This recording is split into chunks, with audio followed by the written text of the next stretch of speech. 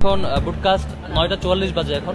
এখন পর্যন্ত ভোট গ্রহণ, শিক্ষার্থীদের রেসপন্স, অনাবাসী শিক্ষার্থীদের আগমন, নারী শিক্ষার্থীদের যারা বাইরে থাকেন তাদেরও আগমন সবকিছু সন্তোষজনক ছিল এবং শিক্ষার্থীরা বেশ কিছু অসঙ্গতিও লক্ষ্য করেছি।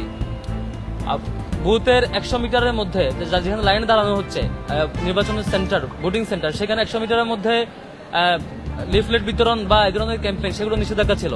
আমরা দেখছি ছাত্র দলের দিক থেকে একদম লাইনে এসে ক্যাম্পেইন করা, লিফলেট দেওয়া, বিভিন্ন কাগজ দেওয়া, এই ধরনের অব্যাহত প্রত্যেকটা সেন্টারে ঘটেছে। আমরা কনসার্ন জানানোর পরও সেটা এখনো থামানো হয় নাই। এভাবে এগুলো আচরণবিধির লঙ্ঘন এবং যারা লাইনে দাঁড়াচ্ছে তাদের জন্য একটি বিরক্তির কারণও বটে।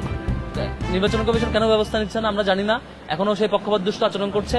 একই সাথে ইসলামী আন্দোলন বাংলাদেশ নামে যে সংগঠনটি, তারা অভিযোগ জানিয়েছে, আপনারা দেখেছেন ইউল্যাবে তাদের পুলিং এজেন্টকে বের করে দিয়ে ছাত্র দলের পুলিং এজেন্টকে অ্যাক্সেস দেওয়া হয়েছে, এরকম অভিযোগ তারা দিয়েছে।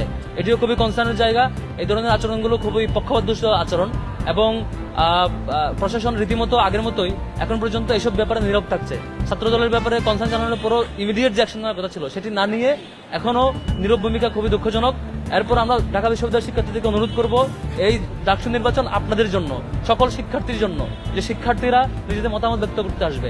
আপনারা যারা হলে আছেন কিংবা যারা অনাবাসিক জায়গায় যার বাসায় আছেন প্রত্যেকে এই ডাকসু নির্বাচনে আমরা যেমন করে পরিবেশ দেখাবো, যে অন্যায়ের বিরুদ্ধে প্রতিরোধ গড়ে তুলে আমাদের মতামত ব্যক্ত করার প্র্যাকটিসটা দেখাবো, বাংলাদেশ সে পথে এগাবে।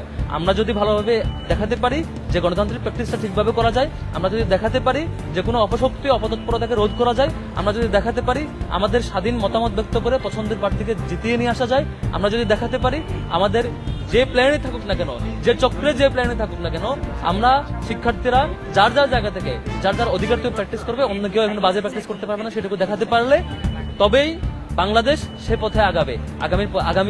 আগামী পথ চলায় বাংলাদেশ যত গুরুত্বপূর্ণ ইভেন্ট আসবে প্রত্যেকটা ইভেন্টেই সেভাবে আগামী বলে আমি প্রত্যাশা করছি। শিক্ষার্থীদের অনুরোধ করবো বাংলাদেশকে পথ দেখাতে, বাংলাদেশের আগামীর যাত্রাকে পথ দেখাতে প্রত্যেকে ডাকসু নির্বাচনে আসবেন, অংশগ্রহণ করবেন, শিক্ষার্থীরা ভোট দিবেন এবং ভোট দিয়ে আমাদের ডাকসুর যে সত্যিকারের যে প্রত্যাশা আমাদের এবং সকলের মতামতের ভিত্তিতে প্রতিনিধি নির্বাচন করা সেটি করবেন।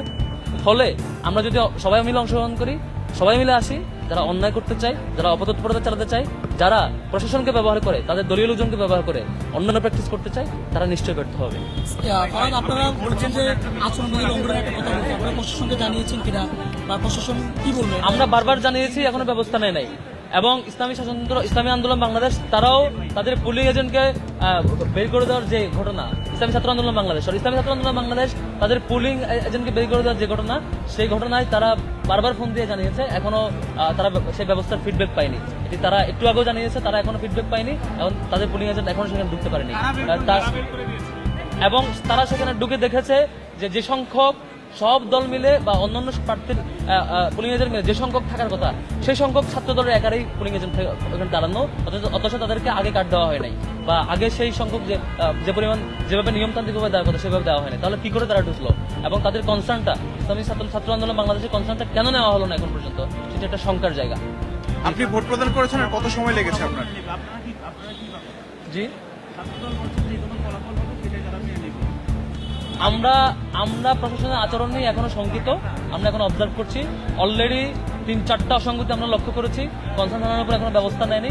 আমি জানি না প্রশাসন কতটুকু সক্ষমতা পরিচয় দিবে, তবে প্রশাসনের প্রতি অনুরোধ করবো, জুলাইয়ের হাজার হাজার শহীদদের বিনিময়ে আমাদের এই ক্যাম্পাস প্রাপ্তি, জুলাইয়ের হাজার হাজার শহীদ এবং হাজার হাজার আহত গাজীর ত্যাগের বিনিময়ে আমরা এই সুন্দর ক্যাম্পাস পেয়েছি।